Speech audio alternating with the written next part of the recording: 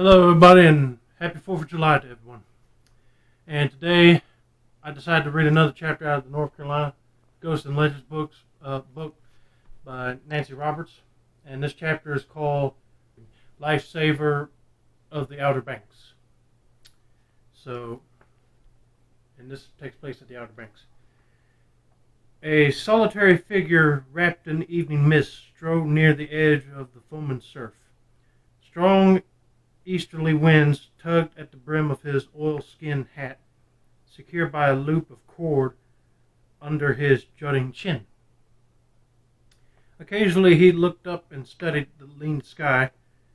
Malachi Corbell had battled many a storm, and he had come to see each as having its own distinctive personality. The behavior of some storms might be tenacious, trying a man's patience to the limit. The ways of others were deceptive. They would seem to pass on, only to turn back and strike again, in renewed savagery. And then there were those storms so fierce, so vengeful, that he was convinced they were incarnations of the devil. This one was sending advanced signals that a worthy adversary was on the way. He gazed up at the dark thunderheads massing in the sky, saw the gunmetal hue of the sea and the height of the waves.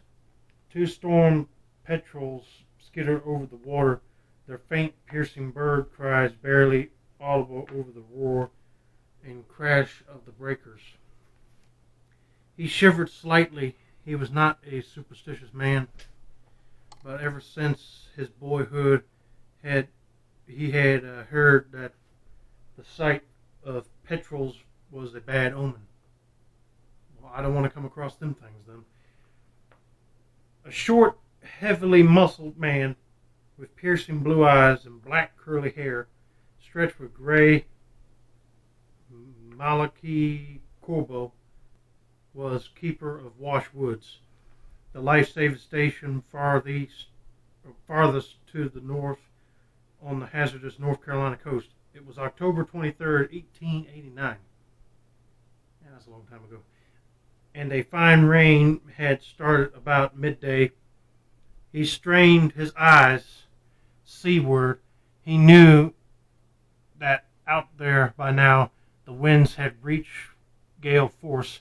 Vessels would be driven helplessly up the flanks of waves, the size of small mountains. They then plunge precautiously out of control into the deep, wet valleys of the sea. Drenched men with rain lashing their faces would be shouting desperate commands, striving to be heard above the indescribable sound of the wind's fury. They would be clinging to the rails and fighting to keep from going overboard as tons of black water swept across the decks. If it said black water, then yes, I'll be scared to see that myself. But anyway, God help the luckless sloop that was blown upon treacherous pebble shoals, Corbell thought. Close beneath the surface of the water near the boundary line of Virginia and North Carolina, those grinding jaws lay hungrily in wait for their victims, and the jaws were often fed. That evening, Corbell went back to the station, boiled some coffee, and sat down to make an entry in his journal. Then he dozed until Waterfield and White came in from patrol duty. We spotted a light near the tip of the shoals. Waterfield reported, flashed out a red signal, but got no flash in reply. Torrential rain pounded the roof of the life-saving station, streaming down in a crooked rivulets over the windows. Evans came in just before daybreak with some news. There's a vessel sunk to the north, and it's a wreckage. It's floating ashore. I'll be scared to see that myself. Good Lordy. Keeper and crewmen hurriedly gulped coffee, jerked their oilskins on, and went out. Leaning into the force of the gale, they headed north toward Pebble Shoals, dragging a lifeboat behind them. The boat carried a Loud gun. It was possible the wreck might be near enough to shoot the projectile and catch the vessel so that they could haul survivors to safety. Along with slickers, they wore hip boots, for the water was rising. As they approached the southern tip of the shoals, the dim outline of a ship's rigging loomed out of the mist and rain. They stared at what first appeared to be knots of tangled sails, and then they realized that the knots were 5 human beings clutching fast to the rigging. Nothing more could be seen of the ship itself save the end of the jib boom. Corbell estimated the wreck to be scarcely half a mile offshore. Waves crashed heavily upon the beach, and the sea raged and foamed as far as they could see. Corbell wondered how long the small human knots in the rigging could endure hanging there, ravaged by wind and rain and cold. Could he and his crew possibly reach them in time? While he was thinking out on the vessel, one of the men lost his hold of the ropes, fell into the water below, and was gone. Man, I'd be creeped out to see that. Like nobody there, gone. The keeper cursed.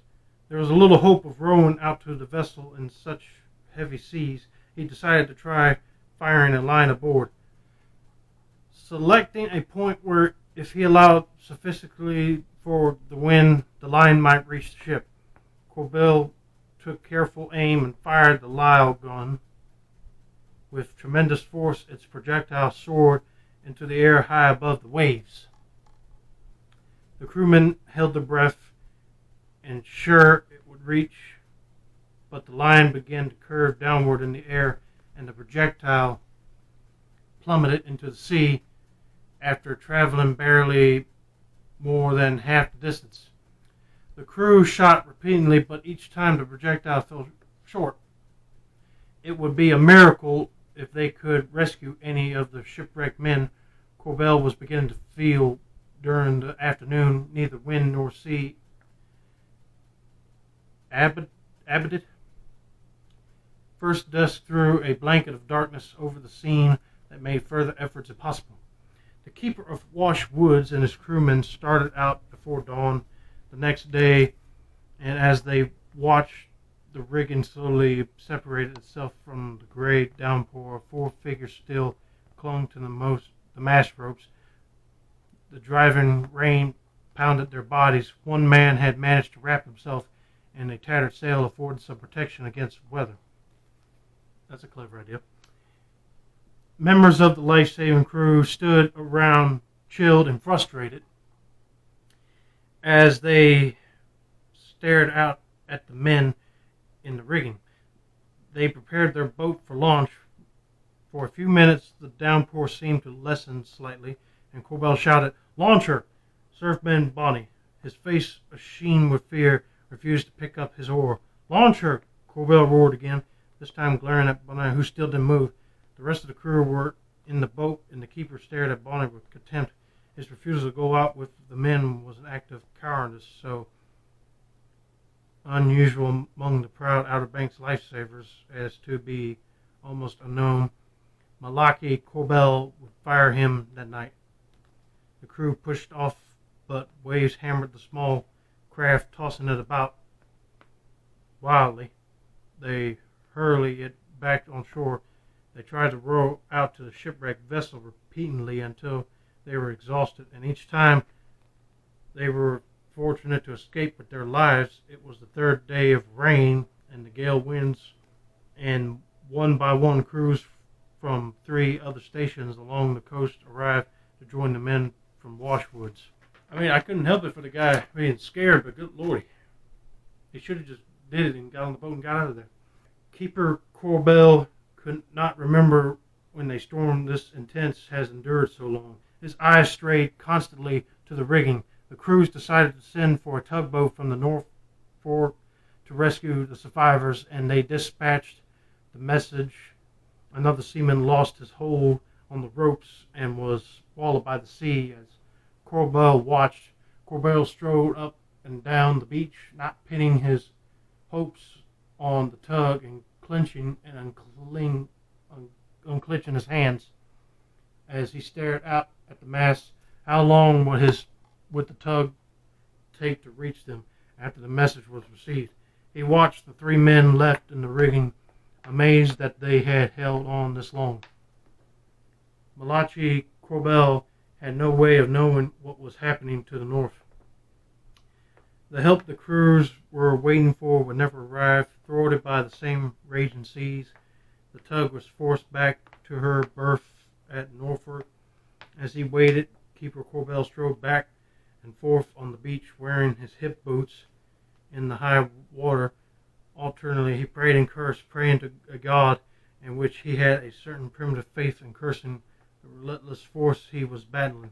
The wind seemed only to increase in fury. The duel between the keeper and the hurricane grew more desperate. Would they reach the men in the rigging that afternoon before the curtain of rain in the midst obliterated them from view forever, perhaps to be cast up weeks hence somewhere along the shore? Lord, what horrible sights he had seen on that beach! He had found the battered bodies of children, the remains of men and women partially devoured by sharks. Like many an Outer Banker, Malachi Corbell was no stranger to death in all its forms, but now his thoughts turned to the tug which would come to their aid, and his spirits lifted. His eyes searched out a big man still in the rigging whom he had watched defy death for almost 2 days. The figure was still there. What strength, what enormous will to live. Corbell stood perhaps 50 yards apart from the other crewmen, his coat billowing about him in the gale. Up on the rigging, the fellow's head seemed to turn in his direction. Malachi Corbell was certain the man was staring at him, and he felt an overpowering sense of wordless communication. Lifesaver's victims were caught in an ordeal of fearsome days and nights, even striving superhumanly to defeat a brutal force. The sea seethed and tossed relentlessly. It was impossible for Corbell to reach the wreck by the boat, even with his determined life-saving crew. He set the men collecting driftwood, and when dusk came, they lit fires along the beach to cheer both the men in the rigging and themselves. Yeah, here's a picture of wreck of a wooden sailing vessel at dawn on Hatteras Island. I don't know if you can see that right there. And then Seaman Robert Lee Garnett has signed on the Henry P. Simmons in Philadelphia, but that day was beginning to blur in his mind. Cold and wet, he had managed to wrap himself in a sail, but his body ached from the long hours in one position. Only with the greatest caution could Garrett move his hands and feet, and from time to time he was able to capture a little rainwater in the sail. He drank it greedily. Alright, I think I'm going to stop it here and do a part 2, because I don't want this video to be too long. So hold on.